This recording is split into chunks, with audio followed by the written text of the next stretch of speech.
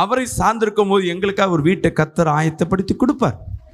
நீ கேட்கும் போது ஆண்டவரே நல்லா வாயை திறந்து துதிக்கணும், என்ன தொந்தரவு இல்லாத டிஸ்டர்ப் இல்லாமல் துதிக்கணும், எனக்கு அந்த மாதிரி வீடை கேளுங்க. நீ அந்த மாதிரி வீட்டில் உட்காந்து துதிக்கும் பொழுது உன் கட்டுகள் உடையும். விசுவாசிக்கலாமே சொல்லுவோமே.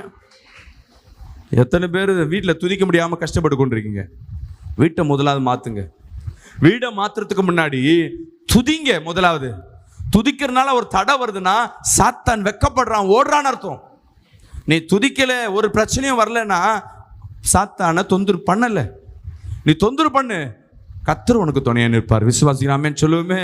அந்த வீட்டில இருந்து காலி பண்ண சொல்றாங்களா, யோசிக்காத, வேற வீடை தேடு. கர்த்தர் உனக்காக ஒரு வீட்டை கொடுப்பார். துதிக்கிறதுனால உனக்கு ஒரு தடை வருதுன்னா என் பிதா சும்மா இருப்பாரா? உனக்காக கால் மிதிக்கும் தேசத்தை சொந்தமாக்குவேன்னு சொல்லி இருக்கிறார். அல்லேலூயா. எத்தனை பேர் ஆமென் சொல்லுவீங்க? இன்னைக்கு முதல் காரியம் என்ன பண்ணணும்?